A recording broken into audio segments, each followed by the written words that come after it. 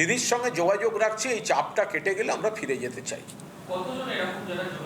যথেষ্ট বেশি সংখ্যক। আমরা সব সময় কিন্তু 20 জন একসঙ্গে আছি এবং যে কথাটা পোস্টে আপনারা বলছেন আরো 2-1 সাংসদ তারাও আমাদের সঙ্গে কিন্তু যোগাযোগে আছেন। এনসিপিআইতে ফাটল, এনসিপিআইতে যাওয়া তৃণমূলের সাংসদরা তারা কি আবারও ঘর ওয়াপসি করতে চাইছেন? এমনটাই দাবি করছেন তৃণমূল বিধায়ক বা কালীঘাট পন্থী নেতা কুণাল ঘোষ। তিনি দাবি করছেন এনসিপিআইতে যাওয়া তৃণমূল সাংসদদের অনেকেই যোগাযোগ করছেন কালীঘাট তৃণমূলের সঙ্গে। কুণাল ঘোষ তার ঠিক কি দাবি শোনাবো। পুলিশকে ব্যবহার করে তৃণমূলকে ভাঙার জন্য একটা অন্য ক্যাম্প তৈরি করে যাদের বকলসের শিকলটা মুখ্যমন্ত্রী এবং বিজেপির হাতে ধরা আছে, আর যারা গেছেন তারা কিন্তু আবার আমাদের সঙ্গে যোগাযোগ রাখতে শুরু করেছেন। তাদের কম্পালশনগুলো বলছেন, তাদের উপর প্রেশার, কে কে ফোন করেছে, কি ফোন করেছে। যারা গেছেন তারা বলছেন একটা ঘটনাচক্রে এসে পড়েছি, এখন এলাকাতেও প্রবলেম হচ্ছে, মানুষের কাছে বিশ্বাসযোগ্যতার প্রবলেম, কমেন্টস বক্স খুলতে পারছি না, সোশ্যাল মিডিয়ায় 2-4টে যা ছবি পোস্ট করছি লাইকে সব হা হা হা হা এসে যাচ্ছে। দিদির সঙ্গে যোগাযোগ রাখছি, এই চাপটা কেটে গেলে আমরা ফিরে যেতে চাই।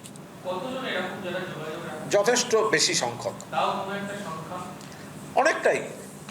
অনেকটা বেশি সংখ্যা। অবশ্যই পুলিশ প্রশাসনের জন্যই একটুখানি পুলিশ যদি মানে পুলিশ এই গেমটা থেকে যদি পুলিশ প্রশাসন সরে যায় তাহলে 20-র মধ্যে ওখানে 3 থাকবে খুব বেশি হলে ওদের দিকে, আর একটা পচা পরচুলোকে আমরা নেবো না, ঢুকতে দেবো না, গেট থেকে ঘাড় ধাক্কা দিয়ে তাড়াবো এবার ফিরতে এলে।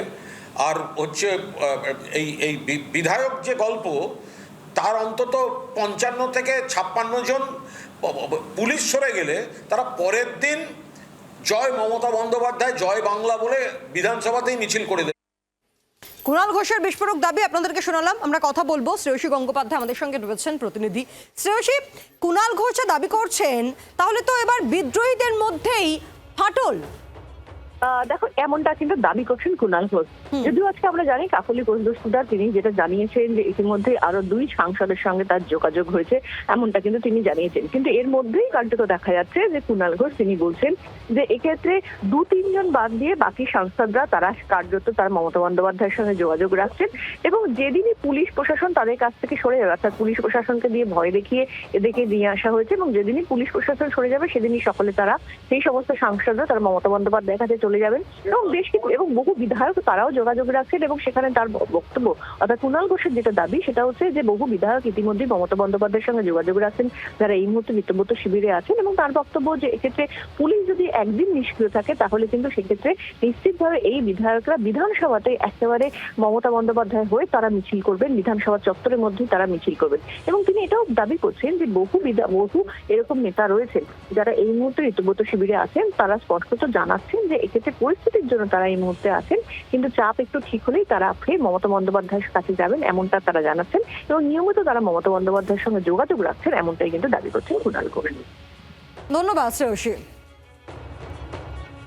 কুণাল ঘোষ বেলেঘাটের তৃণমূল বিধায়ক, তিনি দাবি করছেন যে এনসিপিআইতে যাওয়া বেশ কয়েকজন সাংসদ এবং সংখ্যাটাও কিন্তু অনেক, 17 জন সাংসদ নাকি কালীঘাট তৃণমূলের সঙ্গে যোগাযোগ করছে এবং তারা কালীঘাট তৃণমূলে ফিরতে চাইছেন। এই দাবি কোট আনকোট এই দাবি হচ্ছে বেলেঘাটের তৃণমূল বিধায়ক কুণাল ঘোষের, যার পাল্টা একটা রিয়াকশনও কিন্তু পাওয়া যাচ্ছে,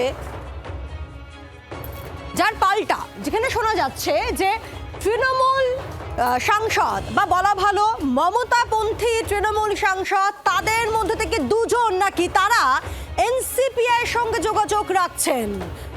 একটা পক্ষ তারা বলছে যে কালীঘাটে ফিরতে চাইছেন এনসিপিআই সাংসদরা, মানে তৃণমূল থেকে যারা যোগদান করেছেন, আবার তার পাল্টা একটা বয়ান পাওয়া যাচ্ছে, সেখানে বলা হচ্ছে না মমতাপন্থী যারা সাংসদরা রয়েছেন তাদের মধ্যে 2 জন নাকি যোগাযোগ করছে এনসিপিআই এর সঙ্গে। তাহলে কিন্তু সংখ্যাটা আরো কমে যাবে মমতার, তাহলে মমতার আশপাশের কেউ থাকবে না অভিষেক বন্দ্যোপাধ্যায় ছাড়া, যদি তেমনটাই সত্যি হয়। সায়নী ঘোষ এই প্রসঙ্গে কি বলেছেন শোনাবো।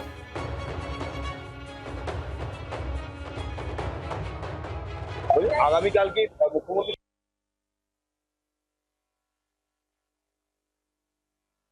আগামীকাল কি মুখ্যমন্ত্রীর সঙ্গে বৈঠক আছে দিল্লিতে? It will be confirmed by tonight.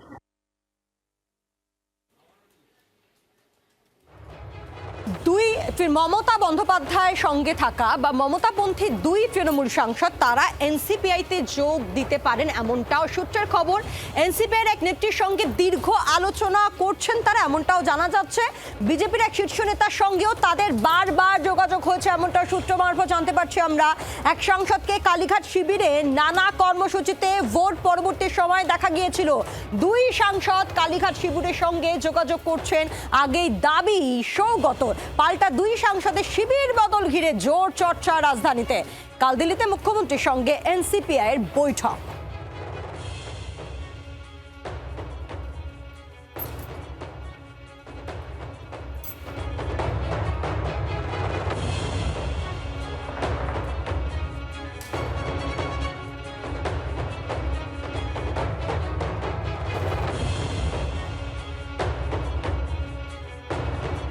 এই যখন জল্পনা তীব্র হচ্ছে যে এনসিপিআইতে কি তাহলে আরো মমতাপন্থী সাংসদদের আমরা দেখতে চলেছি, এই জল্পনার মধ্যে কাকলি ঘোষ দস্তিদারের ছেলের একটি পোস্ট, যাকে কেন্দ্র করে আরো কিন্তু এই চর্চা উচ্চ মাত্রায় চলে গিয়েছে। কি সেই পোস্ট দেখাচ্ছি আপনাদেরকে। তাদের দেশ গঠনের গুরুত্বপূর্ণ দায়িত্ব দেওয়া হবে, চাঞ্চল্যকর পোস্ট করেন কাকলি পুত্র বৈদ্যনাথ ঘোষ দস্তিদার। এনসিপিআইতে আরো 3 সাংসদ, 2জন হেভিওয়েট মন্ত্রী এবং 3 জন সাংসদ শীঘ্রই এনসিপিআইতে যোগ দিতে চলেছেন এবং তাদের দেশ গঠনের গুরুত্বপূর্ণ দায়িত্ব দেওয়া হবে। এই পোস্ট কাকলি পুত্র বৈদ্যনাথ ঘোষ দস্তিদারের। সেই পোস্টটা আপনাদের সামনে রাখছি আমরা। আর এই প্রসঙ্গে কাকলি ঘোষ দস্তিদারের বক্তব্য কি শোনাবো। আপনাদের এনসিপিআই সাংসদদের সঙ্গে বৈঠকে বসছেন, একটা মিটিং হওয়ার কথা আছে, তাতেই 3 জন সাংসদ থাকছেন যারা দল সবাই থাকছে। আমরা সব সময় কিন্তু 20 জন একসঙ্গে আছি এবং যে কথাটা পোস্টে আপনারা বলছেন আরো 2-1 জন সাংসদ তারাও আমাদের সঙ্গে কিন্তু যোগাযোগে আছেন।